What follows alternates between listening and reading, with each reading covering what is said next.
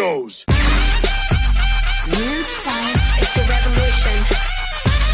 Weird science is the revolution. Hello, everybody, and welcome back to the Weird Science Marvel Comics Podcast, episode 38, legacy number 538. I had to hit my unmute button there. I was all fired up at one point. I was yelling stuff. I'm here, as always, with my man, Matt. What up, Matt? What up, Jim? What up? And we're here to do a couple books. This week got screwy. We ended up where we usually record Monday night. We usually get the review copies Monday afternoon. We get everything prepared, whatnot. The review copies didn't come in until very late on Tuesday. So we are here at the last second. And instead of just ditching or whatnot, we are going to give two books. The reason I'm saying this is because we did get criticized at one point for having too many Spider books in an episode. But with all going in, out, and whatnot, the big book of the week, what I would say would be the Ultimate Spider-Man book. And then we're going to also do a book that we do like, something that is kind of our little book the little book that could. Exactly. The Spider Boy. And amazingly, we'll have Dan Slott back on that. But before we get into this, let me remind everybody to go and find us online at the Twitter, Weird Science DC. We have our YouTube channel, Weird Science Comics, and we have a review site with Susgabe doing the reviews, hopefully with these two books and many, many more. And that is WeirdScienceMarvelComics.com. But we're going to get right into this with Ultimate Spider-Man. It's Ultimate Spider-Man number 5. And it's going to be the ultimate, you said to me, it's pretty much Ultimate Harry Osborn. That's what we're going to have. It is written by Jonathan Hickman. Guest art, David Messina. Color art by Matthew Wilson. Letters by VC's Corey Petit and VC's Joe Sabino. That's weird. I've never actually seen where you have multiple letters, but I'm sure I have. No, it's not very common. No, I mean, you'll have like, if you have two artists, you'll sometimes have two colors, two inkers, things like that. But two letters, very, very odd. But like you said, we're going to go into this 5th issue, and we're going to get a lot of, like, recap, but stuff we haven't actually seen through the eyes of Harry Osborn, and then a couple extra scenes. But what we get very little of is actually Spider-Man. We get some Peter Parker, but even that is a flashback type deal. And the Spider-Man stuff, I mean, you blink and you will miss it. Yeah, it's 2 issues in a row with no Spider-Man. It's a big thing. Yeah, and a lot of people gave us a lot of crap on our review last time, and I think a lot of people were, kind of fighting about it, not conflicted, but kind of fighting of, was it a good issue? You're having a dinner party. It's Gwen and Harry and Mary Jane and Peter. They're going back and forth. It had some cool things. It had some things that kind of revealed the characters. It was a character type issue. This is as well. I don't know. I actually like this one probably a little bit better, but it still is the idea of these 3 books. This, X-Men, Black Panther, there is a pacing issue with these Ultimate books. I think that it will be remedied in a couple of weeks. Once we have the Ultimates, I think things are going to go boom. And there's a part in this issue that almost shows you that things are about to go kaboom, because there's a lot of stuff happening. We're just not seeing it yet. But we do end up finding out the worst thing ever for Harry. There's, young Harry. He has his dad, Norman Osborn. Oh, my God, he's got all this, he's married to Gwen, his mom, all these things going on. And yet his dad, Norman's kind of a jerk. He always is, right? And he's always upset with Harry, and you always see Harry like trying and whatnot. We don't get it here, but from what we've seen with, the other issues and how he's treated with Peter and things like that, he seems to have it going on a bit. He doesn't seem to be like, oh man, that Harry is always off in Aruba doing things. He seems to be pretty serious. And what happens here will make it that. Yeah, that happens after this. This is the problem is, this is only months ago. If this was like 5 years ago, I still think he has, he's doing what he needs to do. He just is still a young guy. Yeah, that's why Norman's like, hey, I'm waiting for you to become a man. It's almost there, but you're just not quite there yet. It's kind of mean. Like, he ends up like, of course the way that he says it, though, he's like, where are you, Harry? There's a big meeting. Harry is late. And he's only a couple blocks away. And again, I'm getting that Norman is the kind of guy, like, you have that play where you have to be there at 9, But if you're not there by 8:30, you're already late. Like that crazy. And then if you're like, on time, you're late. Yeah. And he's there. I'm only a couple blocks away. I'll be right there. And he's like, hey, Harry, you know what's important. Oh, the Osborne name. Yes. Hey, you know what my favorite memory with you is? Mm-hmm. And Harry says, oh, yeah, it's when we played baseball. We were throwing the ball around. Throwing the catch and whatever. He's like, no. That's a child's memory. That's your memory. The deal is, my favorite memory is the day you started acting like a man, like an Osborne. The problem is it hasn't happened yet. And that is so It's his mean. last words, he said. Last words, boom. And then it can never be taken back.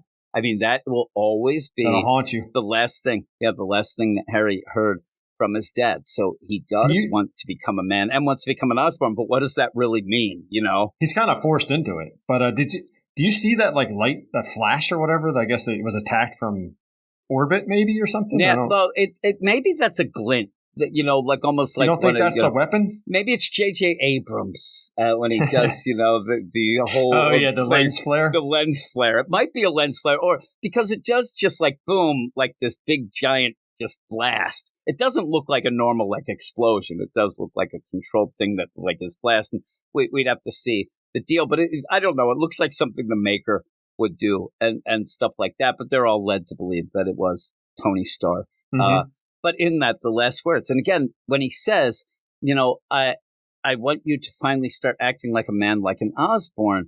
And does that mean good or bad? It is. He doesn't say hero, obviously, but Harry goes forward with this, wondering what he can do to become that man. And even by the end of this issue, we're not sure if the idea is it good, bad, or whatever, but he does become the Goblin. The Green Goblin, whether or not he realizes, in all the universes and things like that. But he also seems to be a little sus. So I think he's living up to his father's name because that's it. That was all he heard from him. And then he was gone, and simply go a few weeks after that. And what we're doing is, pretty much playing catch up to where we are, where you end up having Gwen and Harry go, lawyer, let's see what we get. Let's see what we're taking over. He is going to take over Oscorp. Says you're already there with your hands on the wheel. That won't be any bit of a problem. But in the meantime, when they are told Oscorp will be yours, Gwen and Harry, they're given the playing card type deal and said, I have to deliver this. Somebody delivered this to my office. And it's the king. Yeah, it's like you're sitting as your lawyer, you're getting your inheritance, you're getting a new house, new car, new company, and then you got to go see this guy with a card. I'm like, and even when you're there, and can I not do that? You have this lawyer, and this is this is worse than this guy looks shady. You can get all these things, but you have to stay at your uncle's haunted mansion. Yeah, for a exactly. Like that sort of thing, and or it's just like, okay, here you go. You got all these things. Really sorry. I mean, this is weeks after, and he even says, I knew your dad. All these, great guy. By the way, after all this stuff, somebody gave me this weird playing card. You're going to have to go and see this mysterious person. I'm like, I don't think I will. I don't think I pass would. on that. Yeah. Even then, I'm just looking at it. I'm like, you can keep that. Just you show up, these guys have Uzis, and when you greet you, it's guys wearing an eye patch. Yeah, really. And that's the worst. You have Uzis, you have crazy guys with playing cards. Anybody with an eye patch, you get the hell up. You're having that great meeting with the Kingpin when he's nude in the song. Yeah, were you surprised he was wearing pants? I was. I thought he was going to get out. He was going to get out just completely like a power naked. move. Yeah, that is a hell of a power move. When he's there, okay. And this is the funny thing in the way that it plays out that I think Hickman does pretty well. Is that when they pad down Harry's let in and says to Kingpin, well, I'm here. Kingpin says, and right on time, just to show us that Harry has changed in a month. He already knows, now he's got to take his father's place. He's not late now. Mm-hmm. And he's like, do you know who I am? And of course, you end up where Harry knows who he is. He says, you're Wilson Fisk, entrepreneur, business magnate. Man of influence, and on and on. Everyone knows this. And he's like, can you tell me what they don't know? Harry knows what's going on. He knows of the a little bit of the rumors, about that there are, protectorates, divided places, territories. And he thinks, and makes the Kingpin type deal. Mm-hmm. Says he knows that. And that's when Fisk gets out, should be nude. Yep. But then comes out and says, basically that there's this whole play with what's going on with all the, everything going down with Stark and Stain Industries and things like that. Well, he doesn't really want that. He wants to sell it to Harry. And this is where you start getting things going forward where Harry is going to be like, okay, well, I'm going to look into what I have. It's very quick. I mean, the idea, he just goes and sees Fisk. Fisk sits out of the, out of the sun and says, hey, by the way, I think it'd be great with the way I'm doing things and go, I want you to buy this. I'll sell this to you. Boom, boom, boom. And then in real life, it would be like 2 years later. Yeah. I mean, it goes from 2 weeks later, they're already cutting, plasma cutting through a major walls. Company being sold to another one is a big, big deal. And a huge thing, including the idea that one of the big parts of the Stark part was a terrorist. Terrorist bombing, yeah. Maybe what you can say is because of all the Maker stuff and what he set up and how Fisk is involved and all that it can be pushed through quick. I mean, maybe that is the play, but even then it feels weird what this is setting up because you end up where you have Harry, Gwen, and what is Doc Ock, Dr. Octavius. The skinny version. Very skinny. But it's funny when he has these welding goggles on and it looks more like Doc Ock. And they cut through the steel. And again, everything is really quick. You end up where you go in and you see Iron Man suits. That they don't seem to be as excited as I thought they might have been. It's just like, look, let's turn on the lights. You have Doc Ock who's like, oh my God, there's an arc reactor. I always wanted to play with these. I'm still staring at the suits. I'm like, look at all these Iron Man suits. I get to ride in one of those now? This is crazy. I own this. And you do see that it is this crazy, lab. I mean, you do see the controls of how it would be. And they're just kind of like, okay, Gwen says we're going to have to, sign a NDA.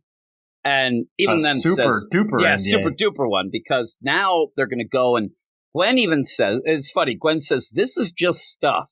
Like, well, it's pretty cool stuff. No. We want to get the real things, like the tech and all the info. The mailing lists. Yeah. they jump on to the computers there, the Stain Stark computers. Do you like that logo? I don't. Every time I read it, it says Stain Stork. Or Stone Nobody Stork. Wants Stork. Yeah, exactly. Shout out to Stork. Next thing you know, you're enjoying Star Trek. So you end up even that with the Avengers, like it's supposed to just kind of. I don't like that O around it. I don't either. I don't like it either. So you end up at it. I think we're gonna have to have this Doc Ock. This guy signed an NDA. Oh, he already has one. No, he's gonna have to do the super duper one. And then in the weird, like everything is. And then Ock says, "Oh, you mean I have to sign something to play with all these new toys? It doesn't feel right." No. And then she's like, "Yes," and he says, "Okay, so where do I sign?" It just felt silly in my mind. And then, boom, we go 4 months later, or 4 months ago, the way that the time is catching up, and they're building the Green Goblin deal. So you know that Doc Ock has helped mainly build it, and he knows all about this stuff. So they're looking at it. There's talk of, well, this armor and the metal, you can't really paint it. You have to modify it molecularly to get this thing, to get it green. I'm like, and it felt weird to make it so that it's not as green as he wanted to be. Wouldn't he just wear one of the other armors that's already sitting there? Why is he making another one? You could have you actually at this point, but even then, Harry starts explaining things even later when him and Peter actually did go get that drink, of the idea that, Stark, he is the tip, but he kind of knows already that he isn't. You could have had a play with, I'm not going to wear those Iron Man. That's a costume that, epitomizes my dad's death and all the, but it's weird. Yeah, but why did Doc Ock make it look like a goblin mask? I don't know. It's like, but it was him, and it's so odd. Yeah, they're weird. And then they have these bombs. Of course, the goblin bombs, they're more tech in this, but. And the glider. Yeah. And then it's like, can't the suit fly? Well, I don't really want to test it too much. Like, the idea is like, probably, but we have to do some R&D. So we're going to use the glider. It's all to just get you into this goblin deal. But then he says the big thing is the network. And like, what will it network? And they show, and it's a Stark Industries version of Cerebro. He goes on, and boom, it comes up, and you end up seeing everybody who is engaged in this super tech. That they have. And he says, this was the tech a couple months ago. Boom, this is it now. And you see that this is what I was talking about earlier.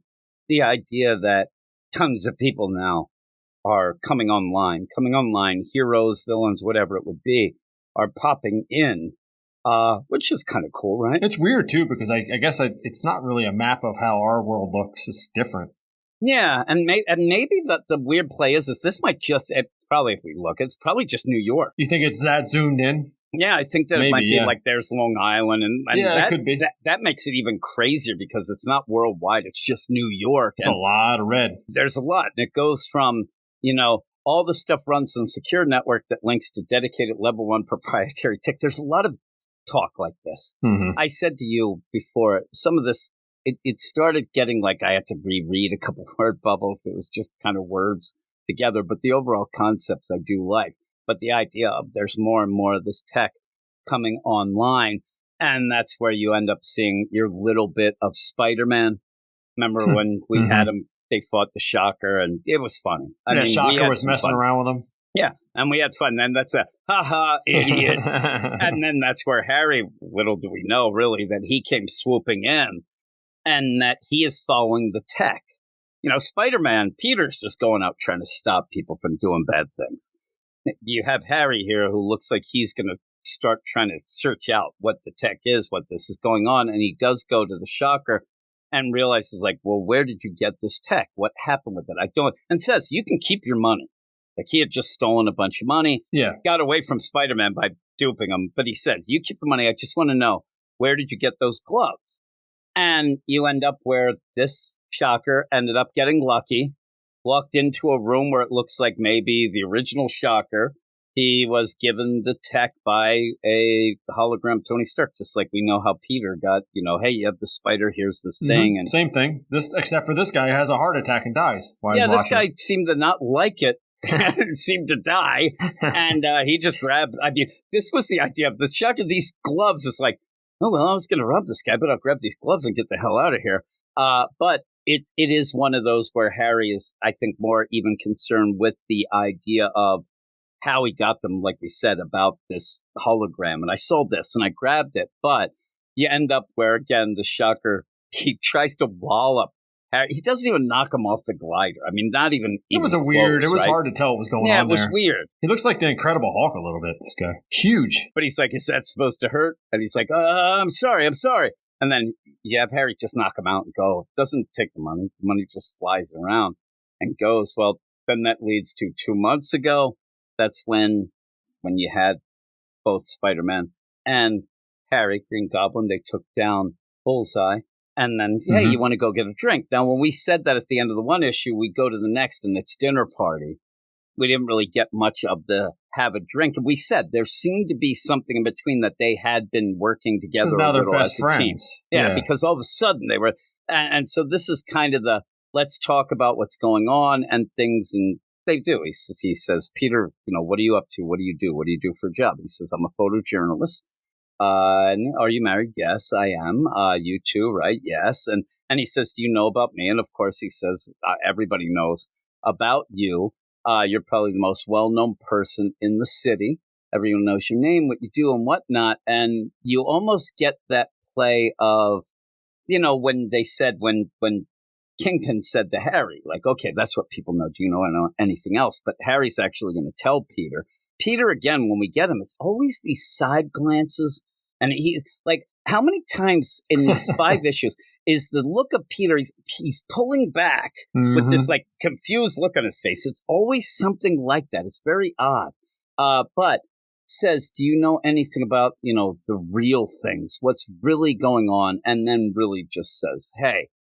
Because remember, he was able to turn off the Spidey suit, too. He knows it's Stark-stained stuff. Yeah, but he says, tell me something. Did Tony Stark appear out of thin air and give you the suit?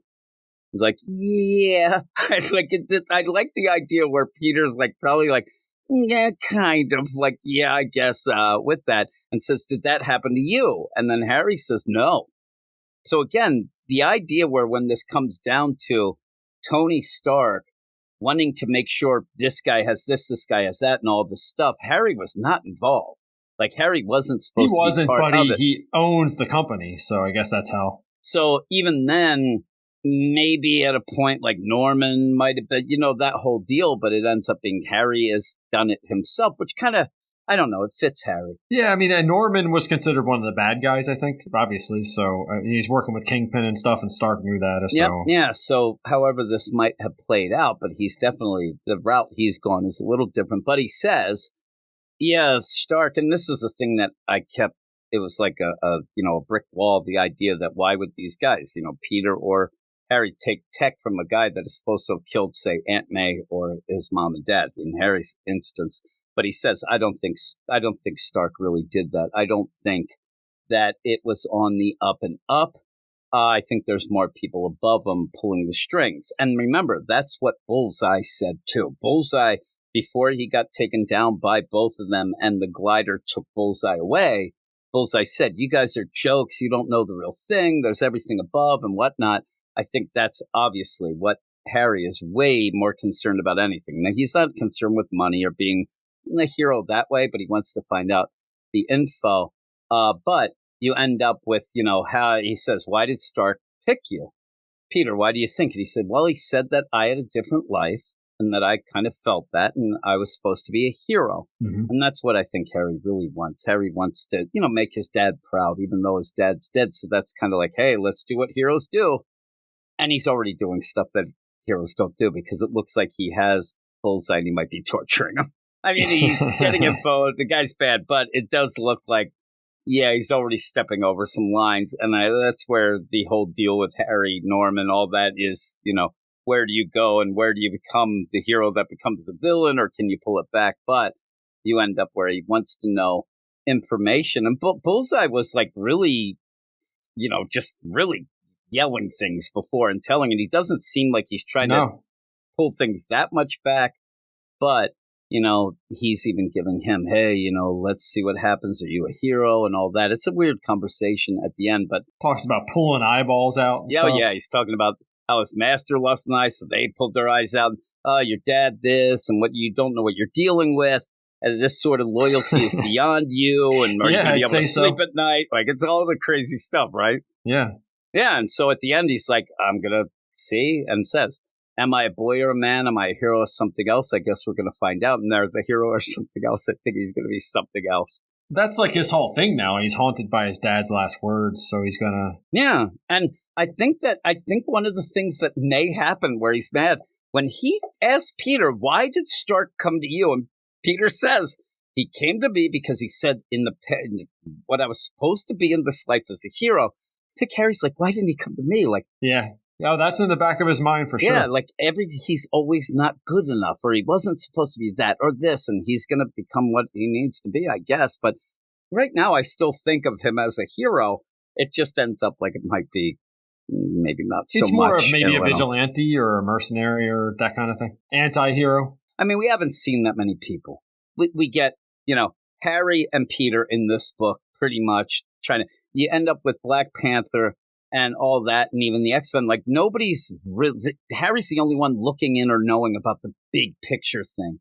The idea that there are these people that are controlling the world, and they're evil, and they're doing this. He actually knows way more, and he's the one going for it. So I think that makes things a little more interesting. Yeah, he's gonna clash with Peter at some point over ideals and all that stuff. I mean, it's going to be the point where it seems like how all the things always go, where Peter's going to say, you can't cross that line. He's going to say, bull crap, I'm going to cross the line because my dad, I'll never get to hear. Like, my dad will never be able to be proud of me now because this, and I'm going to take over. And money doesn't mean anything to him. Power doesn't mean it. He already has all that, so it's... Well, that makes it good, though, against the up. But yeah, it's going to be... It might get ugly. It might get ugly pretty quick. But like I said, I like this more, I think, than last issue, but it still ends up where it's still not going forward. Everything feels like it's in this, like, let's gather some info. Let's get some little character moments. And this one, again, after a dinner party, to then go back in time to get towards the present to fill in a couple of cracks or whatnot, it's still good. But we haven't had May. We haven't had Spider-Man. We haven't had the things that I really like, the family and that sort of thing. Full family deal is what I want. We're not getting that either. But what would you give it? I mean, like you said, it's better than the last issue, I think. And you said we got a lot of crap for that one, so I'd give this one a solid 8, I guess. I'm going 8. I'm going 8 out of 10. I thought the art was pretty good. It's a fill-in artist, and Marco Cicchetto is back next week. next month. And David Messina does a pretty it's decent good. job. It's not, again, it's a lot of talking heads. It's a lot of talking heads on suits. So it works out. But yeah, I just hope that once you start going and everything picks up with, I said it from the beginning that I think that the Ultimates will be the one that ends up, because that's going to be, hey, everybody in this world, there's heroes, boom. And then people start coming out of the woodwork. And we see there's a ton of tech and whatnot. And if that fully means just tech, or if that means fully, these are the people who Tony went to boom, boom, boom, then that's huge. So that'll be pretty. It has to just be tech, though, because why would you give Shocker tech? Like, Tony, what would be the rationale behind that? Maybe the idea is just, that everybody gets a shot. Yeah, like the idea, that you're like, this is how it was supposed to be. Yeah, and you can't just have a vacuum. I don't know. It's like so weird. It's like if you're creating the Earth or whatever, you're going to put mosquitoes in it just because they're supposed to be there, I guess. Yeah, and if you don't, then something else gets messed up, or that. I don't know. It is one of those things. I mean, that's what the whole thing was about. Say any sort of Secret Wars, these sort of things of like, what do we get? What do we keep? What do we go? We'll have to see. But Tony's probably just like, I want everything back to how it's supposed to be. Yeah, I want it exactly normal and get going with that. But that's near impossible anyway, because all the characters are older and things like that. But we'll have to see. We'll have to see how it plays out. But we're going to move on to the next book. And that book is Spider-Boy. Spider-Boy number 7. Written by Dan Slott, art by Paco Medina, colors Eric Arciniega, and letters by DC's Joe Caramagna and Corey Petit. What is going on here? Why are we getting multiple letters on multiple books? I don't get it. I don't understand, but maybe it happens more than we are aware of. But this week it's hitting hard. Maybe a lot of people are on vacation halfway through. I don't know. But this is the end of the first arc, 7 issues. It is Dan Slott writing, so he did maybe fall behind a bit. Christos Gage jumped in, but he's back. And it's pretty good, I guess. I mean, I like the characters. I like that this is one of those where you had a bunch of team-ups, and then everybody comes in to make the play. At the end, it kind of ends with the idea of, that might have been too convenient. Yeah, there's no backup either, I noticed, too. And they're not even playing a game now. They're just giving you that was one of your biggest complaints. Yeah, remember I said that they went from 28 pages down to this. Now we're just getting one. $4.99, is that the same price? I know. What was it last time? Yeah, it's $4.99. Okay. So that's might be a little too much for this. It's a good book. I still like it. I like Spider-Boy, and I've talked to a bunch of people who actually like Spider-Boy more, than I thought people did. But it's not just us. No, it's like 3 other people. We have 5 people total. We all love the book, but I like the character. I think Spider-Boy is a good character. It's just that even in this issue, things kind of get lost in the whole process. There's a lot of characters going on. You're going to have Bailey step up and be a hero. But in the meantime, you have to show other things like Boy Spider being a hero. As long as he doesn't get stuck in a volcano somewhere and aged up to 17. Yeah, that'd be funny. Okay. The idea that he would get aged up and then he's just like Spider-Teen. And then we're like, I don't even know this guy. But when we start off, we do go back to him. We saw this before where we got the toy soldier that ended up having all the abilities of the Avengers. The whole deal of the Adaptoid. It was just the hand of the Adaptoid. The Adaptoid. He's made, and so there's a little guy, and he's got all of the powers. They seem to like him. And in the meantime, Squirrel Girl's there anyway. And like, oh man, he's great. He helped me with. I love the idea where it's like he goes to Jarvis. Jarvis answers the door. Hey, greetings. I'm the toy soldier, sending an action figure with the abilities of every Avenger. I wish to join your team. Jarvis goes, is this a joke? Just having Squirrel Girl come out and say, he helped me save some squirrels. I'm like, yeah, you're not on the team. Yeah, what is she even doing there? Get out of here. I don't know. She's just hanging. And then she's like, you got to let this thing on the team. It helped me save some squirrels. Now, from Toy Boy, or actually says, hey, Toy Boy, like, I do well, Squirrel Girl. Thank you. He's on the team. And then you get Spider-Man, who you said before we started is drawn in a way that he looks so young, and he does. So young. He ends up getting the letter from the Pigeons that was sent by Christina, and it pretty much says, Spidey help, Spider-Boy and me are here and in trouble, hurry, and it's the Stillwell Farm. sign Christina. That's a pretty as you go smart up. pigeon. I mean, Yeah, that thing. And flying through Manhattan from upstate New York to find Spider-Man. I like that Peter even says, like, boy, you're persistent. You're a New York pigeon? Holy crap, those are rats with wings. This thing's grabbing And pizzas and things. It's got that message clamped in its claws. Oh, yeah, too, it's like got the whole talon. deal. Yeah, so crazy. Yeah. So we go back to Madame Monstrosity's lab in Stillwell Farms, and she is trying to figure out how she can, find what she wants to do. And this is that running deal. She wants to figure out how she can get these spliced humanimals, but she wants them to be able to jump back and forth between human animals. At one point, you could go with the idea that, she wants that because her husband is now a man / also a owl. And we're saying separately things where the owl is actually like the brain of her husband, but her husband's body is acting like an owl, eating mice and crazy stuff. But in the meantime, all she really wants, I feel bad for this husband. All she wants is to get the high evolutionaries. Yeah, she just wants to hook up with him. Yeah, she just wants to hook up with him. And the last time she had, actually had him come to check things out, wanting to see, look, I made this spider boy. He can jump between being a monster spider and a kid. And he disappeared. Everybody forgot about him. And you ended up having the high evolutionary. Quite frankly, madame, you disgust me. And left. And she can't take it. She can't take it. So she's there punishing and torturing. And she says even she's going to dissect Spider-Boy to find out what's going on. This has kind of happened before already. But you end up where Bailey realizes, wait a minute. The thing that you want is me and how I change. And you can't remember. Ha ha. You suck. I'm great. She gets mad and she storms out. She's going to end up, like you said, dissecting him. They go out, and that's where you end up. Tabby. This is so crazy. It's hard to talk about this book because there's so much stuff going on. Tabby is actually a cat woman, but the woman that's Bailey's mom. Mm-hmm. But she doesn't remember. Yeah. But she feels that she is kind of motherly to Boy Spider, who is a monstrosity. Who's the same thing, but just a monstrosity. Yeah, he's just, and can't, like, he's all the combo, but it's just, he's bad. I like Boy Spider more now. I don't like when you see him from behind. With all those. He needs to keep those things wrapped up. Yeah, because he has the spider body on the back of a little boy, and he says some cool stuff, like he says, brother, and stuff. Oh, yeah, he's actually pretty good. He actually is, even at this, like, you would have thought at one point it was kind of against Bailey, but no, he's like me, brother, like stuff like that. He's a real mama's boy. He's got to work on that. Yes. Yeah, he's just like grabbing on.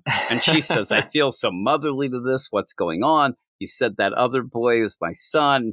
I'll tell you, Madame Monstrosity just kind of goes with it. Like, yeah, it is. And you get the idea, okay, they're going to try to save Bailey. And they are. They're going to go try to get Christina. Christina, who's really taken to this work she's doing. She loves the farming lifestyle. She's tilling the fields, and she's like, she fit right in with the Amish out in Pennsylvania, in Lancaster. She looks there, and I'll be there. You see me running off to the Shady Maple Buffet right behind her. But yeah, they even like, come on, hey, Christina, we got to save Bailey. We got to save Spider Boy. And this is Tabby and Boy Spider. And she's like, just wait, I'm almost done. I'm like, stop tilling the fields. Like, get going. But they are going to do that. And she does say, my partners are on their way.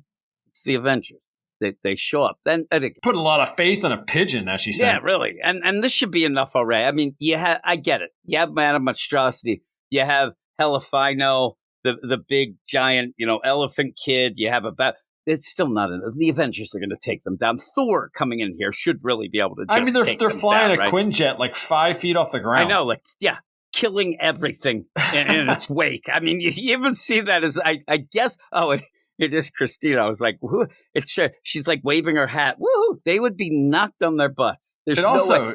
Yeah, I was going to say, it sucks that they make her a pigeon, but she can't fly. She just has a pigeon head. Well, she ended up getting that pigeon go. She could talk pigeon. That pigeon that's there is about to die. It's about to get sucked into the Quinjet engines.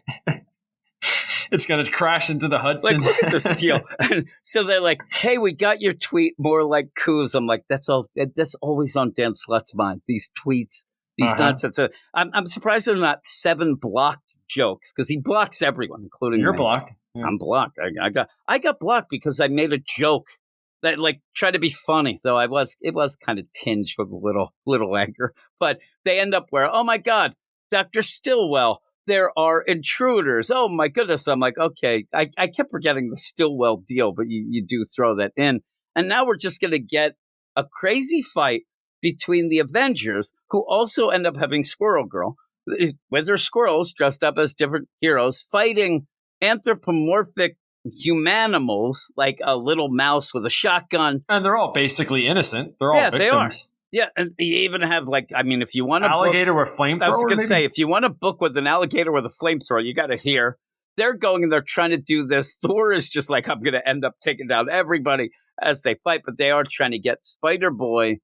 In this, they end up being led down to, what they actually is. Christina, that awful monstrosity. I'm telling you, why do they keep showing them from behind? This boy spider is horrific. So you end up like, just think of the idea of the scarab on the Blue Beetle, but it's actually like an actual like beetle with weird, or like the Iron Spider costume. Yeah, the Iron Spider, but it's actually like a real hairy. It's got the hairy things on it and the sack on the back. The sack, it's the worst. And I'm actually shocked. I when we had this before, you don't have too much talk from Boy Spider, but he does end up talking. Yeah, he's piping up a little more in this. Yeah, he's okay. It's like wreck rap.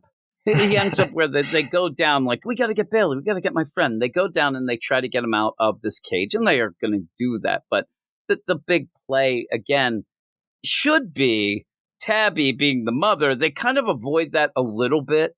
Yeah. You just have Boy Spider, just, mama. And, yeah, she's like, oh, don't say things, because he says, thanks for opening the cage, Mom.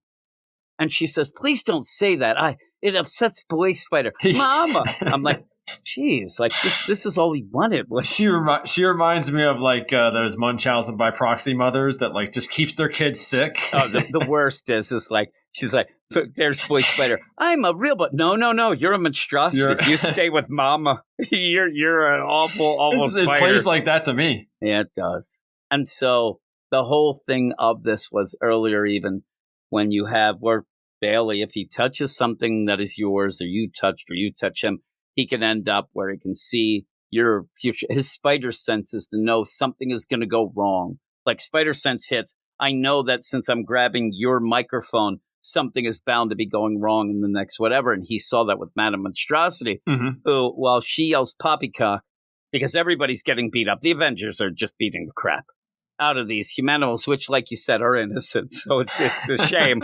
But she says, oh, my God, we got to stop this. I'm going to do all. And she runs down into the basement area of the lab where you got the idea that right away what she was going to do is turn herself into every animal that they have in the thing. I figured that's what was going to do. Or maybe that goat. But she ends up where you see all these crazy animals, and she is going to make a monstrosity. So Madame Monstrosity will become a monstrosity while you have Bailey, Christina, Boy Spider, and Tabby run up and try to, get to Dr. Stillwell, the husband, but it's guarded by Hellverine. He's at the top, and he's a big, giant, hulking beast of an elephant guy. Rhino elephant. But was best friends with that. Again, there's some things that get pushed through here that I wonder, like, you don't get that, hey, buddy, we're friends. No, they just kind of attack him and push him aside and then kind of go past him. You have to go and grab, and they end up grabbing Stillwell. So all of this stuff, though, because he bashes by the human body that looks like Owlsley. It's so much like Owlsley. Yeah, and gets Dr. Stillman, who actually is the owl. And again, some of this starts choking it out. Oh, he's choking until he talks. But some of this, again, ends up being, we know pretty much that Madame Monstrosity can't turn them back, or can. We kind of know that already. But that's kind of what they're trying to get, and, what is happening as they then go out where the Avengers have knocked out all the innocent humanimals. And now the house itself, this whole farm, that turns into the Madame Monstrosity as she busts out. She is just awful, giant, griffin / dragon / whatever you want to pick. She is crazy monstrosity and says, you'll see. And she just calls herself the monstrosity. Yeah. And starts to attack. And and going down, and it's okay. Why is Cap yelling out Avengers Assemble? They were already assembled. They're already assembled. And they should have had the little Cap do it. The green, that would have been pretty cool. And then they could have made fun of him. But yeah, and like, oh my God, she's doing the thing, and Squirrel Girl's all excited. She's doing what all the evil people do. She's made herself in this huge monster. I guess she's there because she was in all the backups. I guess leading up to this. It's like everybody who teamed up is there, but I don't know. Yeah, that's what it is. Yeah, she's just hanging because even like the Adaptoid little guy, toy guy, he was from that one as well. So yeah, they're like yelling, and everything again. It's fun, but it's quick because you have Doreen's like, she got me. It's like a princess or a knight. This is amazing. She's all excited, but nothing really happens from it because then they're like, get serious. Oh my God, she just took Thor out and now my ribs. But all this kind of just is like ends. It's just the idea of, hey, look at us. What are you doing? You're a stinking liar. The whole thing comes down to where Monstrosity now is told you weren't going to change anybody back. Tell us you were a liar, right? You did. And she's like, yep. You got it. There's no fix. I'm like, why does that end the fight? But she was trying to figure out how to do it, though. Like, that's what she wanted to do. She didn't know, so she was lying in that aspect, but she really did want to do it. The big play where we still don't really know why and how, she did figure it out with Bailey and can't remember. Everything kind of, all the memories. We still don't know that. We still don't know why people forgot them. We don't know anything. That's the big thing is, without knowing why and whatever, this is just really her trying desperately to do it again, to try to turn them back. In the meantime, she, somebody's got to till the fields. So she's doing that. But the big play is to get the eye of the High Evolutionary. So at the end, they kind of just, everything stops. I mean, like we're saying, Madame Monstrosity is not fighting them because she's fighting them because she's bad. They're attacking and she wants to keep doing her experiments. But then it's just kind of like, she stops and says, you're right. I lied. It's all on me. I lied about all this. Oh, my God. And then it's like almost like, well, it wasn't that bad because we had team ups. And she says, I have the powers of all these animals. And then they say, even Helafino, everybody's joined together once they hear that. We have the power of every animal combined. And you went, I didn't get that reference, but it just ended up to me. It's just like, you have this monstrosity you made, but we are all a team. They should have said horrors unite at the end and just have everybody, assemble you monstrosities. It's a cool panel, though, because you see everybody that he's interacted with in these past issues. And they're all happy. Most of them are actually just now probably pissed because they're all like waking up from their concussions. Yeah, really. They're like, we can't fight. You just beat the crap out of us, Thor. I do see that the alligator still has got that. He's holding it like a guitar, though. He's like at a Kiss show. He's doing that with the flame, so it is actually probably the whole play of Gene Simmons' bass, because I've seen that thing light on fire a million times. It's so crazy. Looks like a big battle axe. Not my wife. But you end up where, even then, I like where Christina has like a pitchfork. They're ready to go. And then all of a sudden, oh no. What's happening? She doesn't know what. Oh, look, this is nonsense. Look at, I can't change back. Oh, all of a sudden, it's happening. Oh my God. And you have this, Dr. Stillwell, will you join me in my studies? And it's the High Evolutionary. Her poor husband. She's just like, yeah. She doesn't care at all about him. No, sayonara, sucker. I'm out. And they go out. And that's the play of, well, I guess that's done. But that's the problem is it because even Christina, what's going to happen now? Christina I'm stuck is as a pigeon now. She's a pigeon. Like, I don't think that we thought her family was sus, but what are they going to do with a pigeon? Well, they're definitely not going to accept her now. Really? I mean, seriously. But is this just going to be where the High Evolutionary figures this out, and suddenly, or they wake up? I don't know, because they go far, far away. And Madame Monstrosity has this monstrosity there is with the High Evolutionary that she wanted. But he's like, oh, no, I'm not going to do stuff with you. I'm going to work on you. I'm not going to work with you. I'm going to work on you. I'm not going to do stuff to you. I'm going to do stuff to you. Yeah, exactly. I'm going to end up, doing what you were doing with Bailey. I'm going to figure this crap out. So maybe we'll have a play at the end or the beginning of the next issue where the High Evolutionary comes in and says, oh, well, I did this. I got Madame Monstrosity back to normal, and I'm going to test it out on you. And pretty much really what you would want is for the Christina and maybe Tabby Bailey's mom, but maybe not. Maybe It she'll. seems like they're, I don't know, walking away from this completely, though. Yeah, for a it's while. odd. Like what? Again, Christina is a pigeon. I could see that Bailey's mom, Tabby, could say, "Oh, I kind of like this and all that boy spider. I like him. I'm going to keep, doing this and being that." Well, she's taken to the farm life, so like I guess it's better than what she was doing living in that stupid shelter. well, she was living in a shelter while mom and dad threw shade at her the whole time. She was living in a giant mansion, but that's gone now. Yeah, I don't think at one point they're going to say, "Are you pigeon yet?" I don't think that she is, but yeah, she seems to like the menial life of farm work, and they'll keep her going. I don't know. But we'll see. Do you see like the top of that page where it says "Far, Far Away," where Captain America's like hugging all over Squirrel Girl? Yeah, oh yeah, and Thor's got Miles like rubbing her back. He's got Miles in a headlock. Yeah, Miles is in a headlock, but it looks like he's also rubbing Spider. Like that is a weird look. It looks like suddenly Doreen's like, "Can we go for a date or something?" That is odd, and it does look like Spider-Man himself's like, "I am going to HR on all of you." And that might be Jarvis. He's going to go and tell him. It's funny, like his stance is the exact stance that the High Evolutionary has with that weird paddle crazy codpiece. I mean, seriously, if that's covering something, he's quite the man. But with all of that, we also get the letters page with a cat that looks pissed off to have a picture taken and some crazy little thing where we do see a cover for Spider-Boy number 8. Man. That looks like puzzle deal. Yeah, so we'll have to see the puzzle man. Poor Christina left behind. But what would you give this? I like it. I'm going to give it an 8.5. I liked it. I'll give it an 8. I'll give it an 8, the same as what we gave this week's. It's as good as that for different reasons. It's a different type of book. It's funny. And we got some goofy fun. Things kind of, to me, things did, which is weird after 7 issues. It did rush to an ending, but I was okay with it. I'm okay, and I want to see how it goes forward. We both agree.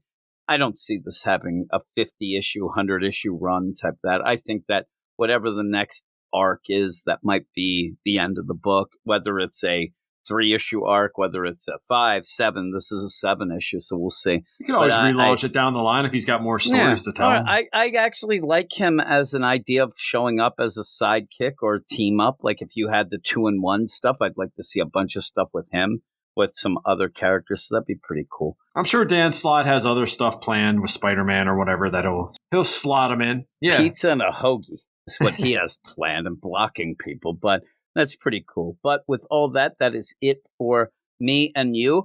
And we're going to continue. And I'm here with my man, Mark. What up, Mark? Jim, what's happening, brother? Not a lot except these books. I mean, this is the thing. We were going to end up having a very quick podcast with, some not major books. I guess Spider-Boy isn't a major book, but the idea of, okay, we're having fun. And I thought, no, I think I'm going to get a hold of Mark and I'm going to torture him at least one time. We'll see, because as we're going into this, I don't know what your thoughts are. You actually didn't even want to reveal them because you thought that it would be better as we both reveal our thoughts of these books, because me and you are going to be doing Jackpot Black Cat and then Hellverine.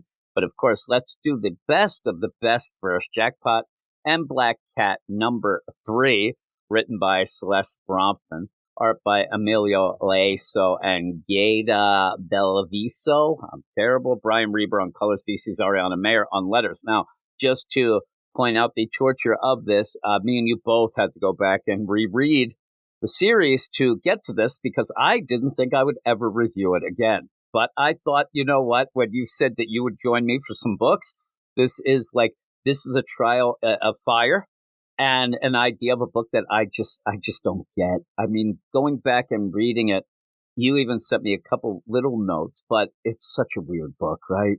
I did even kind of got the sense there was a little bit of a hazing element to assigning this book to me. It's funny because when I was looking at the books that were coming out this weekend, I trying to kind of guess what you might toss my way. I pegged Hellverine right away. I thought maybe you'd toss me that one, and sure enough, that popped right into my inbox. And then I saw this and I said, okay, he's testing me here. It is a test, and we'll see if you are able to pass.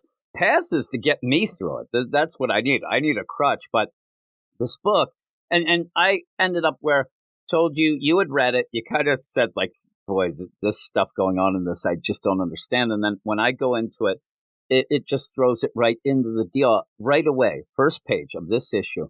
Why is it that this book wants to somehow point out bad things that people do for them to just do them anyway, to then point out bad things that they do that I don't get it. Like, why are they bringing up things like, oh my God, I have my hair all messed up and it's bad for the environment to go on a jet, but here we go. It keeps happening, right?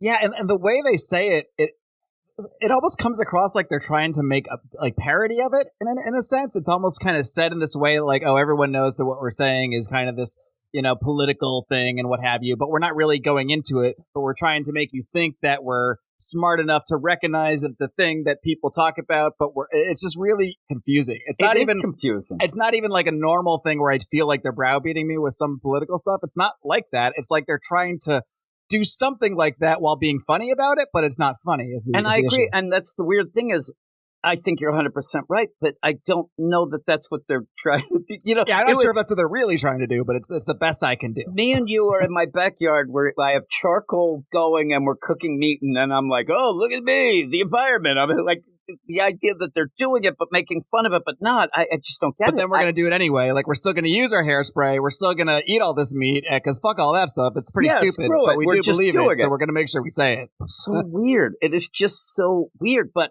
all in all, with that, the actual story makes no damn sense. I mean, we have where Felicia has her new girlfriend, Amelia Morrow, who then happens to be running this Obscura app that's blackmailing everybody. But Felicia knows and is in with it, even though a lot of people are having their lives threatened, all these things. But they want to end up getting back at people because Amelia's tech was stolen, but also want to steal tons of money from Owlsley.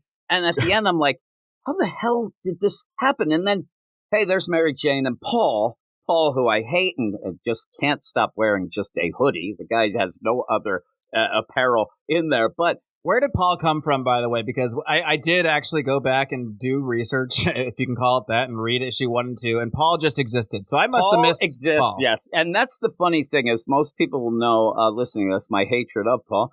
Paul came in the Zeb Wells run of Amazing Spider-Man, where when Mary Jane got stuck in a time displaced, like a pocket dimension, that time went different. So Peter went to save her. But by the time Peter went to save her, she had already lived with Paul for years upon years, ended up falling in love with him. They had kids that weren't theirs, but they were there. Those kids disappeared.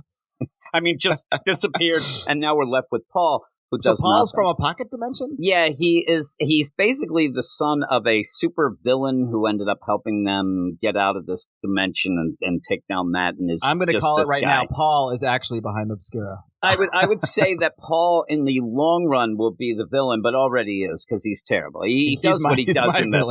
He just walks around and does what Mary Jane says and whatever. But in this, you then, and also is very in with the jackpot power that Mary Jane has. That was kind of developed before this series, but wasn't. But one of the things, if you're not aware, the jackpot deal where she has gauntlets and she has, like a crazy wheel, the whole deal, the whole slot machine idea. That is like a Dial H or a Ben 10. But the problem is there was no rules to it. So in this issue, again, she's allowed to respin if it doesn't, that totally throws everything out. And at one point, you could get like, crossbones, you die. There is a very slim chance that anytime you spin it, you could die. To me. No, because Paul ended up being able to finagle it, so that didn't happen. So you have like this big tension, but you don't. And then without any rules, I mean, the idea that you have a hero that spins a wheel, and if they don't like the power, they just respin it. What has happened, if you have noticed, every time she respins, the second time's a charm. It always works out that way. Just seems to work out that way. Yeah, instead of making it a power that, oh my God, Mary Jane's very smart.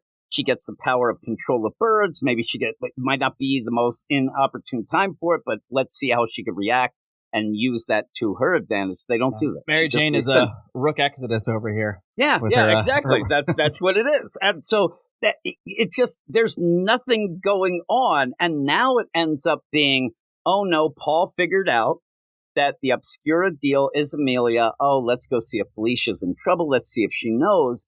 And we know she knows. We already saw it, but that there's no story here. I mean, they go over to the apartment and they're just kind of sitting around. The dialogue is just bad. It's just really wooden and bad. One more note on this jackpot power, by the way, because here's what I don't get, and maybe I'm not supposed to get it. Maybe it's just a because comics thing, but she spins this thing, right? And she gets some sort of symbols that dictate what the power is.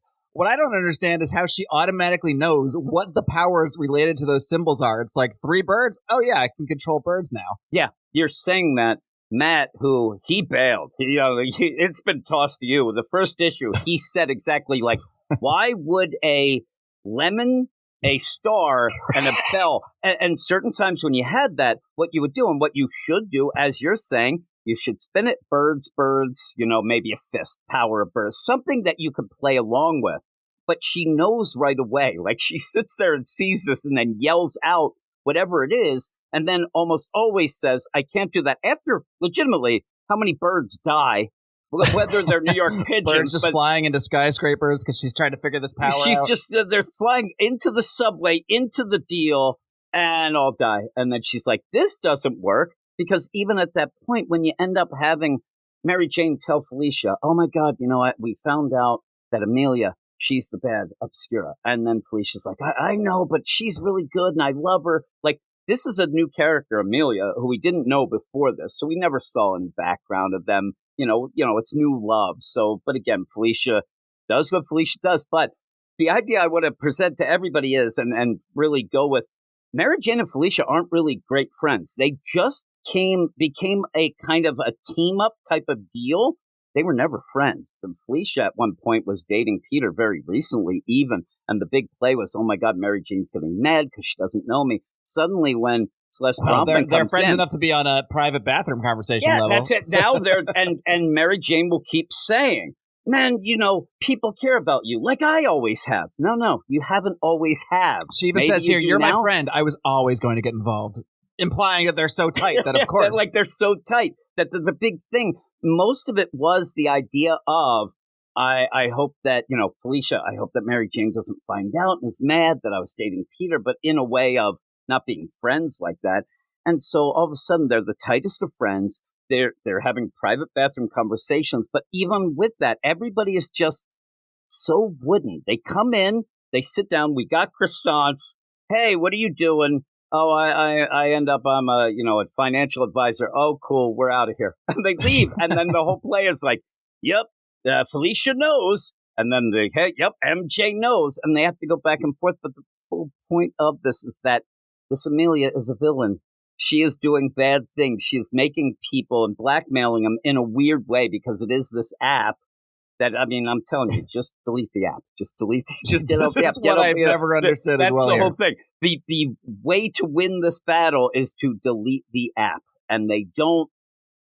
And then there's this stuff thrown in of Wi-Fi, and I don't have this, and I don't have that, and now everybody's going after Mary Jane again. And why are people downloading this app in the very first place? They haven't presented us anything like what the app is pretending to be that people then get and go, oh, just kidding, it's a blackmail app. It's a blackmail app. I love the idea. At this point, it's gone far enough where there would be news stories, like, hey, everybody, Obscura app being used to blackmail people, and then there's, oh, I think I'll download that. Let me see. Why would you do this? And everybody has it. Like, there's not one person who doesn't have it. In fact, when they end up where Mary Jane and Paul, they're waiting for the train. The train comes to pick them up. Now, in that you had Amelia hit a button, and everybody go against Mary Jane. Like, first off, how do they know who Mary Jane is? I know that Amelia is tracking her. She says, I'll track her, the deal. But the idea that people with the just app be that she hasn't deleted. Yeah, that she hasn't deleted. And so, and they're trying to find the deal. And then you see, guy has a cart where it's filled with ropes and things like, what is going on in this book that people could just randomly get a text? You have to go after Mary, and everybody's already there, weapons in hand, all ready to kill everybody. And then Mary Jane's like, oh my God, we have to get out of that. And hits the jackpot power, gets the power of birds, as we said. And that is, again, lemon, bell, star. Which means control the birds, obviously. Control the birds. The birds come. She hasn't, she doesn't have to think it out because it does randomly happen. But birds die by slamming into the train. And if I hadn't read the intro to this already, I might be able to say, well, maybe there's like 12 of these combinations, so she knows them all. But they actually are very clear that there is an infinite number of random powers for her to use. They're not just powers, they're random powers, ranging from the awesome to the useless to the deadly. So far, mostly useless, I've said. Yes. Yeah. Well, first time, useless. Second time, she'll fight. It happens every time. And the idea, again, I can't say it enough. Having a character with a random power set like this, like a Dial H, like I said, but the fun of it is, oh no, is she going to get the power she needs for the situation? And then if she doesn't, oh, is she smart enough to figure out a way to make it work anyway? You don't do that. You end up, and it's always this, boom. Oh, birds. Oh, no. She doesn't even realize it at first. She's in a freaking train, and these birds are hitting. She's like, oh, well, shoot. Give me something good this time. So randomly, it's not random.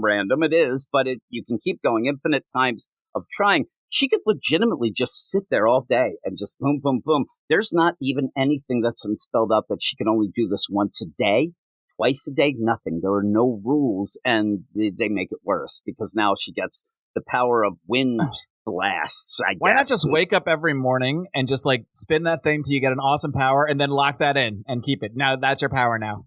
So at some point, again, because Paul ended up kind of taking out, and what he did, this is the best. You end up having this jackpot gauntlet thing. And it's, oh my God, at some point, very small percent, you might die, but you also might get the most awesome power. Like now you have the power to blink out reality.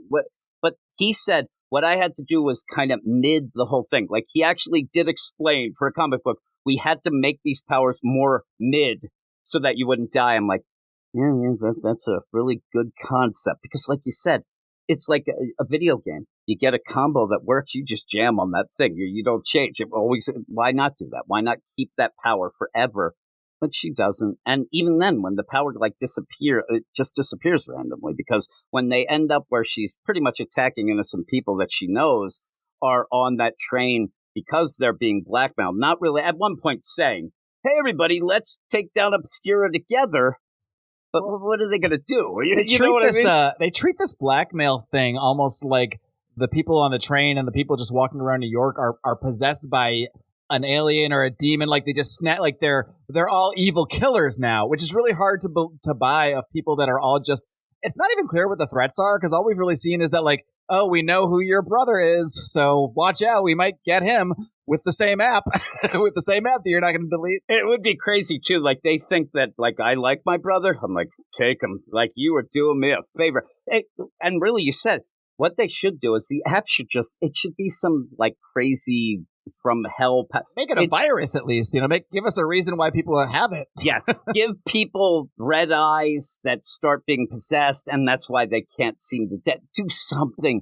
But this is random, like you said. We don't know why the guy is there with the frying pan in the train, but it might be because his daughter's in danger, or his wife, or his dog, or the guy tennis racket. Like all these people just show up with random things. And it just doesn't work. This is all based on the text that said "track her down" with a picture of Mary Jane. They took this to a little bit of an extreme. Exactly. Here. At one point, they're like, "Just let us tie you down, and we'll be fine." Because what Amelia's trying to do is to delay MJ from telling on them or doing something about it, even though it doesn't look like they really were. They were trying to figure it out, and hey, we got to get Felicia out of the situation. But in the meantime, Amelia says, "Oh, we're going to get out of here. I just stole all this money from Elsley. We're going to get out of here. And don't worry about Mary Jane. I'm not hurting her. I'm just delaying her. I see guys with hammers. I see a guy with might be a pool stick and a wrench. I mean, these things that they're coming at, but they are definitely trying to beat at least up Paul, trying to get to Mary Jane. I also love how Paul is holding all of these guys back while Mary Jane gets the gauntlet somehow.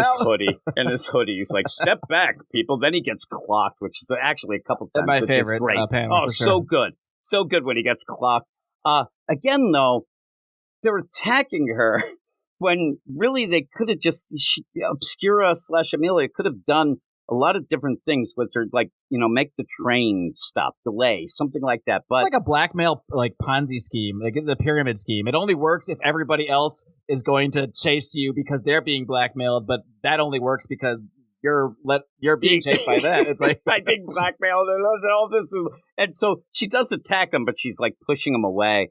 And then you get off the train, and now we have Tracer, Squid, and Rocket Racer there to fight. And I'm like, what the hell's going on? Like, what the hell is really going on here? And then they go. I love how everybody just goes. Like, are they working Paul. for Amelia directly, or are they just other victims of the app that also have powers? I think they might be the app, or I don't know. And then so it's going, and you end up where all this happening, and then you get Squid actually does grab on him. Really, if it is just the app, if they're doing that, really all they're trying to do is delay them a couple minutes. I mean, that's really what, Amelia says. Maybe she's not completely doing that with Dave, but that's all they're doing. They're trying to delay him so they can get out. Then you get a shot that I don't know quite what was going on, because Mary Jane's like, what's going on? And the guy's, I didn't do that. And then you have, that's one lucky misfire. And again, because now you have the luck power of Squid had a tentacle shot by something from Black Cat. And I guess it is the play. And this is what I also said in this, because it looks like Tracer might have accidentally shot Squid, even though he says, I didn't do that. But you end up where Black Cat does cause different luck. That, one of her things there it will is. cause that. But that's never been, why was God, that they never, both have like the same weird sort of semi-power. and so why was that never brought up that, oh my God, if we team up, it might make sense. Because, or it's better because you'll have better luck. Or, oh my God, my bad luck. If I spin it next to you, I get an awesome power every time. Yeah, and so that would make them as... We should be writing this book. And really. And now I'm getting excited because then instead of saying longtime friend, old chum, it would be, oh my God, I never really knew. And they could, meet and, learn about each other as you go. But that could have been the beginning. The beginning could have been just basically, I have to be around you because I want these great powers. But even then, we've seen her do the powers with Felicia around. At one point, she was like going to fight demons in hell. And she started shooting bubbles out of her fingers. So that didn't work either. So, and again, just respins. So at the end, Felicia's there saying, I couldn't just let you get, delayed. I mean, at this point, it seems like it's a play. You get held up by a few minutes. You know how annoying that is when you try to get somewhere. I mean, really, it is so annoying. And so they start fighting together against these guys that we really don't know how or what they really are involved. And then we go to Owsley to find out. He's like, oh no, I had money stolen from me. Let's go kill Felicia. And you're like, at this point in 3 issues, like, what is this all about? What is this about? It starts with some of the stupidest power set ever to make a character nobody liked worse, and then get the idea of stealing from Owsley because of this and that. And Felicia knows this. And that's the other strange thing, man. I mean, I could list many strange things about this book, but Felicia's relationship with Amelia, in that conversation with Mary Jane, she's like, well, Mary Jane's like, oh, she's just using you like everybody else. She's like, yeah, probably, but whatever, I love her, so we're just gonna see how it plays out. It's like, what? you just agreed most likely she is doing villainous things, but she's kind of hot. So. I think that what Celeste Brumpen's doing, because I think me and you would both say this, probably using her, probably going to betray her, do whatever as this goes. So I think that Celeste Brumpen is like stuck in a little corner writing this up, doesn't want to make Felicia look that dumb. I mean, I know the idea, I'm in love and this, but we didn't see this character before. It makes her look even dumber that she has an idea. I know, that's the worst, right? She's like, oh yeah, I think that will happen, but hey, you know me. I mean, the last time we saw, and this is what people got upset about, because Felicia was dating Peter. The whole thing of MJ and Paul together, it was a little less a thing because Peter and Felicia started dating, but then that just fizzled out, and then it's kind of left behind, and now all of a sudden, oh, my live-in lover here. You think that might be a point of conversation with this book? Yeah. Theory. Yeah, you would, and you would think that when MJ and Felicia are together, maybe they kind of talk a little bit about that and whatnot, but they don't. They just are longtime friends that are caught in some wacky that situation. Downloaded the wrong app. Yeah, that's all it is. But that ends the deal where Owsley is like full out. Not, I'm going to get that. And also the idea of having like 7 different names, Bandwidth, but made obscura, but it's Amelia. It's still not clear to me either that she had the technology of the Obscura app stolen from her, and therefore she created Obscura to get back at the people that stole the app? So who are these other people that stole the app? The other people were there was this corporation she worked for. She ended up trying to kill, and at one point in this, they were like, oh, you know that she went to get revenge on that CEO guy. Was she going to kill him? That was that conversation in the bathroom. No, she was never going to do that. Right. And like, but that's a villain. Like, I know that it's bad. Like, this is what Celeste Brumpen, when she does it with, hey, I know I shouldn't spray my hair because it ruins the environment, but I'm going to do it. You had the same thing of, oh, well, I'm doing a villain thing, but they kind of were villains anyway before, and they harmed me. So now I'm not a villain, but I am, but whatever. Like, everything is lost in She the pretty middle. much paints everyone as some combination of stupid and a shitty person. Either they're dumb because they're doing this thing they know is wrong, whether it's the spraying the hairspray or eating the meat or being with this chick, or they're knowingly doing the wrong thing and just doing it anyway. You say that is like you even said when we're talking about this app thing and what everybody's doing, like the idea that you eat a burger might be something bad to some people, but you're just doing your thing. But when you point out that you know that you're doing something and bad believe that wholeheartedly, and believe it, and then do it, you're worse. You're worse. Oh, it's worse. Fuck the planet. Let's eat those steaks. Yeah. Hey, screw it. I love the deal. I think it was the first issue where they were debating if they were going to eat steaks. That they shouldn't, because that would ruin the environment. They already bought the steaks. They were already there. Whether they cook them is over. It doesn't matter now. We've already done the damage. You we already bought the did. steak. When did you decide? We ordered the cow. Oh, it's so ridiculous. What would you give this? It's so hard to judge because, I mean, I'm trying to decide what's worse, being hit over the head with sort of like activism in comics or not being hit over the head, because in this weird way where it's like we know, but we also think it's stupid and we're not going to go by it. But it really does, as you and I talk through this, I realize that's how this must be how she sees people and how she is in real life, because she's not portraying it as a negative quality with anybody.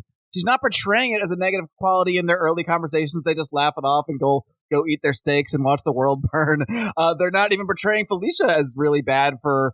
If anything, they're portraying her as sympathetic. Like, yeah, I know that Amelia's a villain, basically, but I do love her. I just met her.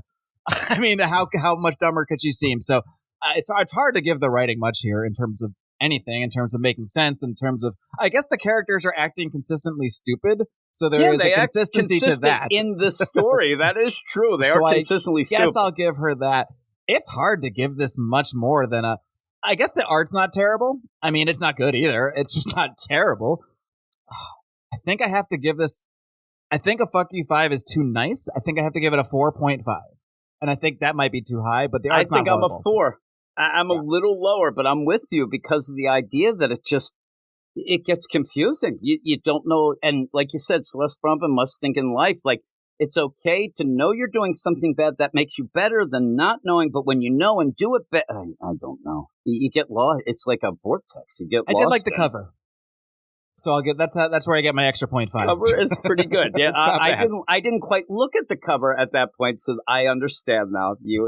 I'm looking at it now. In fact, all the covers are I would say generally my highlight of these books. It's all downhill from there. I'll go with the deal that yes, 4.5, because that is a pretty cool cover. That is a really cool I actually cover. talked you up on this one. Yeah, you did. And I'm looking there. It is okay. I see the cover there. Pablo Avila Lobos. I almost thought it might have even been Greg Land. It looked like in there. It looks kind of sexy like that. But we will move on to the next book, and this is one that I have no idea if you like it, hate it, whatnot. And I don't know if I know myself because I'm in the same place. It's an odd book. It's a very odd book. And what you get isn't what I thought you would get and just kind of confused me. It's Hellverine, #1, written by Benjamin Percy, art by Julius Ota, Frank Delmarta on the colors, and VC's Travis Lanham on letters. I'll point out that I hate when they put the credits at the end of the book. That drives me nuts. Also has a pretty cool cover, pretty neat in there. And when we go into this, you end up having that concept of Wolverine being the Ghost Rider Hellverine type deal. And that's what I thought, we were going to get. We don't quite get that, but we get a lot of people acting kind of stupid in this, as we theme today. Even said, yeah, it's the theme for me and you, because I don't know what they were thinking, but we do get a bit of a, recap of the Hellverine, the Bagra Gul and what that ended up with Bram Straub, and then they ended up being able to fuse that into Wolverine, where it became Hellverine. That's kind of cool. You end up and thank seeing God for that recap, Jim, because I was not familiar with this aspect of things, and even with the recap, I had to do a little research to fully understand, and I had to read it a second time. But I'll give him credit for at least having that. Yeah, I'll give him credit too, because I knew of it, but not really a lot about it. So we go in, and again, I read this a couple times, and I appreciated that. And then we move on to 1 month ago. We're going to keep jumping back and forth between, and eventually it's Wolverine. This has become one of my biggest pet peeves in comics is timeline jumps. Just enough, When Jeff Johns started doing it, it was fine, and he was the master at it. But now it's like the thing that people do unnecessarily. That's what drives me nuts. Sometimes it can be done in a way that is meaningful to the story, and you're sort of getting these little reveals from the different timeline. This is not one of those cases. This could have been done chronologically. That's probably my biggest complaint of the narrative. You'll jump back a day, or you'll jump back or an hour. 2 hours. That's like you said. It didn't make it any more special or, enlightening that this happened an hour ago to what was happening now. And actually, at one point, I got confused. I had to go back and look. And then actually, I said to myself, it really doesn't matter because we only jumped back like an hour or so at that one point. I was just like, hey, where are they here? But the big play here is that Hellverine is on the case again. It looks like Hellverine is showing up and taking down some bad people. That's kind of, the deal going on. But as we'll say at the end, where Wolverine will even say that this whole Hellverine doesn't really go after bad people usually. It's a bad thing. But this Hellverine is doing, the work of a good deal. And without having much of a background, I didn't really get that right away. I'm glad that they did spell that at the end. But you end up where there's some trafficking that's taken down a priest. You end up having these things, but then we go to Arlington National Cemetery 2 days ago, and you end up having these soldiers. They are being buried. They are given the whole funeral there. And what is going on is they have this Hellfire, organization that's going to come in and grab these soldiers to make them into pretty much Hellverines or Hellfire soldiers themselves. And I kind of lost track of what was going on at one point, only because I didn't understand, is Wolverine still Hellverine? Are we doing this? And what are they doing and how this works out? By the end, it makes sense, but it doesn't, because I don't know what the hell anybody's thinking about making hell monsters out of soldiers and thinking after dealing with these things many ways that they're going to be able to stop them or control them anyway, right? It seems like a very poorly thought out idea, which it clearly is. Now, I do like the general idea, even if it's poorly thought out, that, okay, we're going to sort of put a twist on the Weapon X idea of taking soldiers and turning them into these, super soldiers of some kind. We're going to add this twist of utilizing Hellfire, which is sort of like a new, I wasn't really familiar with the original Hellverine storyline, but I guess it's to me, it's a relatively new concept. So I like the theory. And I also like the depiction of these guys once they got, pumped in with the Hellfire. They kind of looked, they kind of reminded me of like the Cenobites, if you ever seen the Hellraiser movies. They do. And at one point, just to throw other things in, you even have a Dead is Better thing from Pet Sematary. Pretty funny. Yeah. But when you're going here, I don't know where the swerve, when they're like, oh my God, we made these. We just see them happen and then boom, they're out of control. I wish there wasn't I actually wish that Wolverine finds out about this. There is a hellish army, squad here, Cenobite squad. And Hellverine has to maybe tap back into the Hellverine to take them down. Something like that would be, I think, cooler than these things just happening and going completely crazed right away. I wish this was actually the Cenobites. I mean, with all this licensing, all the crossovers we're seeing nowadays, Wolverine versus Hellraiser, cool. sign me up. So when you have all this, like Wolverine in this book each step ends up kind of being, pushed away from what you thought he would be involved in with this, because by the end it's revealed that he's not Hellverine. We've seen Hellverine. I'll tell you too, the time jumps also confused me about exactly like, okay, is Wolverine doing this? And he doesn't know or whatnot. But this whole army type deal, it's a cool idea. And I think that the idea of them having that, cool. But like I said, once they come out of this, Hellfire deal. Over immediately. That the whole, like, everything gets kind of goofy a bit. I mean, not goofy, but it just kind of, the story stops to just have these monsters just attack and then run away and then just take things down while Hellverine is taking down some other things. And I think the feel kind of gets lost. You're just going through scene to scene, and it doesn't really feel like it has much of a narrative like thing until the very end, which is fine. But while I'm going where we're seeing these guys, and then we go to Philadelphia to see a cannibal dinner interrupted by Hellverine, and then it just threw me off a bit. I thought there's, like you said, cool concepts, but never really sitting with them. Yeah, this cannibal dinner is something else. That really came out of nowhere. And this is where I'll even point out, I said something to you before we started. I'm like, what the hell does everybody think happens in Pennsylvania? Because this is right outside of Philadelphia. This might be like 3 doors down from me where I am now. I'm like, I don't know. I don't know what's going on. Also, I thought it was weird. They have this cannibal dinner where it looks like these elites are eating, the most dangerous meal, man. And the idea, though, they're saying, oh, they eat the people who, are disappeared. I think that these people would actually just take people that are known. They're the ones disappearing them. Yes. I don't think they just disappeared and got found and then said, oh, he's charred. I guess we'll eat him. Yeah. And then because it's on fire, you're having man head flambe. I thought maybe that was like, there's the ghost, right? But then it wasn't. But then Hellverine comes in. It's so weird. Strange, too, because they all have blood dripping down their mouths like they're eating, but they're eating clearly cooked meat. So which do they just also, maybe they're drinking blood? They are drinking, they're drinking wine / blood. They have what is the typical drinking problem. They're getting it all over their damn self. It's like they can't even drink. They got a spill glass. It's a dribble just glass. For effect. It's the old guy there. That's his big prank. They give him all dribble glasses, and now he's laughing at them. But why? If you are, just to show how bad you are, is that what you're doing? I'm drinking blood. I'm going to let it spill all over myself. Wouldn't you want to just drink the blood? And then the one lady's like eating an eyeball. But yeah. It looks like some spaghetti with eyeballs. Yeah, spaghetti with eyeball. Is it weird that I'm getting hungry right now, Jim? Yeah, I'm telling you, I haven't had lunch yet, and I'm actually hungry. I'm like, okay, she's grabbing the human brain out there. Maybe it'll be okay.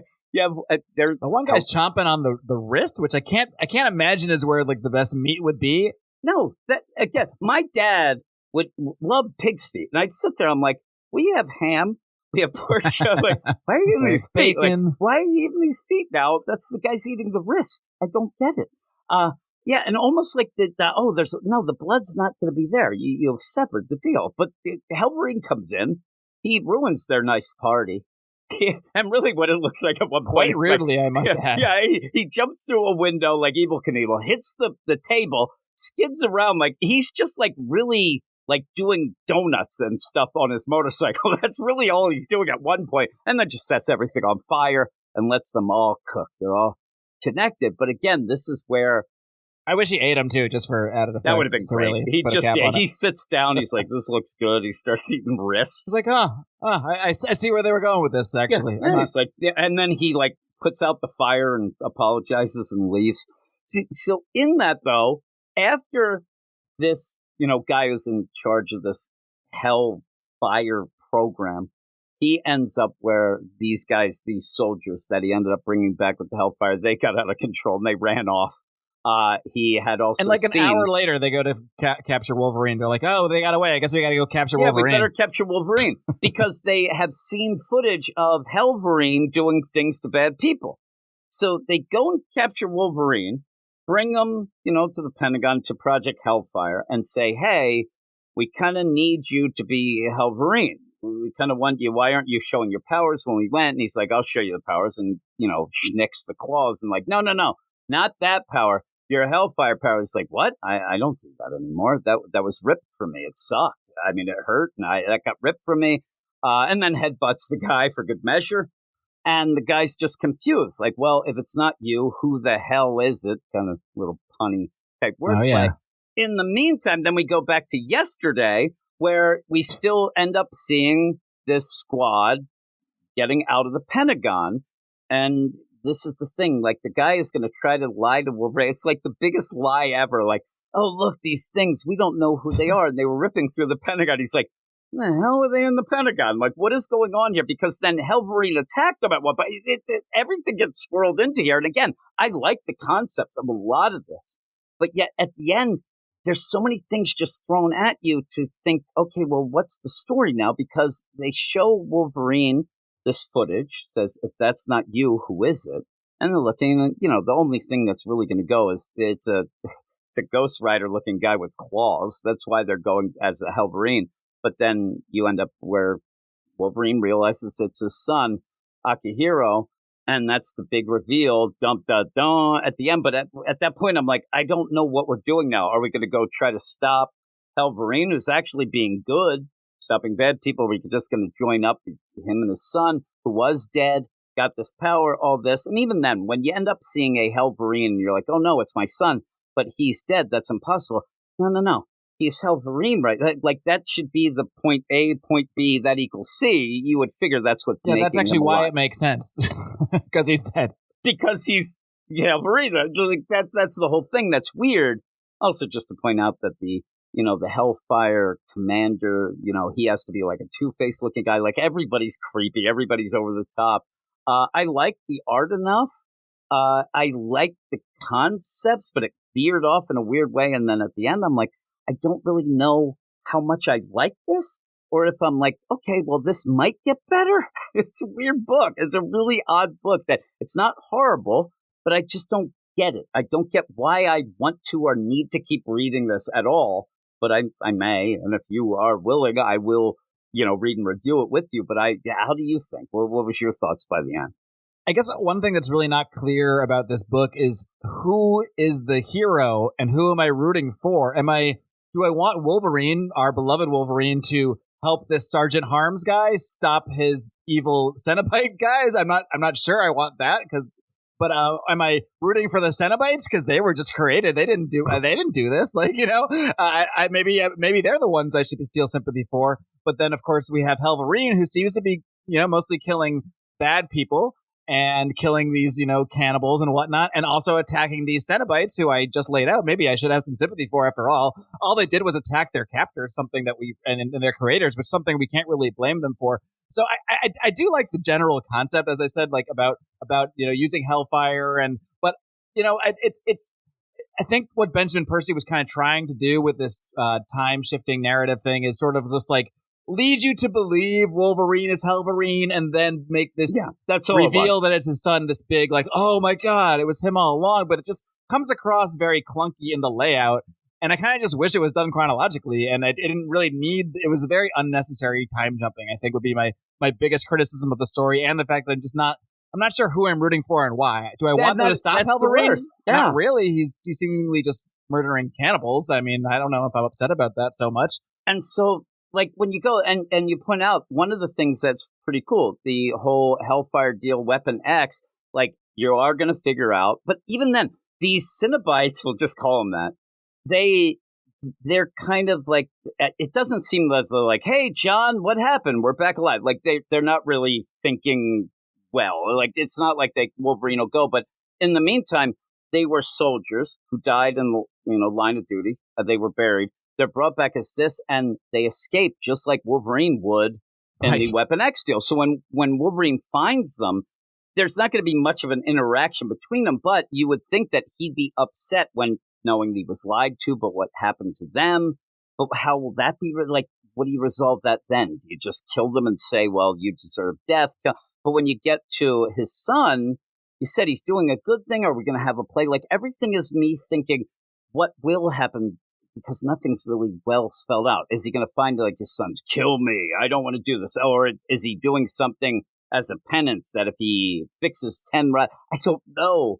And at the end, like you said, I don't know who I'm rooting for. And also, I keep thinking of the idea of Colonel Harm or anybody with names like that, just avoid. Colonel Harm. And he's the bad guy, but who are we rooting for? Like you said, it's very odd. Obviously, you'd root for Wolverine, but he's kind of just here at the moment. So I don't know. But what would you give it? Tough one. I will say again, I'll start with the most positive part. I did really dig the art. I mean, not a 5 on the art or anything, but I think it's pretty good art. It's pretty cool. And I think I really did like the design of, like I said, we'll call them the Cenobites, and all of this stuff. I really thought it was visually pleasing, and it really did capture, I think, a horror type feel, especially really in that cannibal scene. I mean, there was a lot of, as we pointed out, a lot of, maybe you might even say, unnecessary detail in that scene, but it was pretty cool overall. So I dig the art well enough. the story, again, as I've said, I like the concept, and I kind of like the idea of it, but I just don't know. I mean, the book is called Hellverine, so I guess I'm supposed to assume that the Hellverine himself is actually the one I'm supposed to eventually root for, but it's kind of implied that this Bagragul is sort of the one behind either the Cenobites or not, and I think that's the biggest problem here is, I mean, I guess by default, we're going to root for Wolverine in the end of this. And I think this is really more just a Wolverine miniseries that they wanted to give a cool title to and then give some cool art to, because Wolverine v whatever just doesn't sound as good. So it's Hellverine. So here we are. But I think I'm going to give it, I'm going to go with, I've been wavering around the 6.5 range. That's what I'm at. I think I'm going to give it a 6 because I'm keeping it there because of the unnecessary time shifts. Yeah, I can't I'm forgive keeping it. I'm a 6, and again, it's one of those books that I feel like next issue could really pick that up. I could okay, things are explained. We see this. We get a real spell out of what we're doing here. Who we should root for. What could happen if things go wrong fully? Not just Cenobites just running rampant or whatnot. And that could, or it could get worse, obviously. I mean, I assume in the end, Hellverine and Wolverine stop the Cenobites and give a stern warning to Sergeant Harms that if you mess with us again, snicked or what have you. Yeah, I get this weird feeling what will end at the end. The Cenobites will go. They will start taking down Harm. Wolverine and Hellverine will not help him, but at the end we might think, oh no, now he's a so stupid. Maybe he's a Cenobite. Yeah, exactly.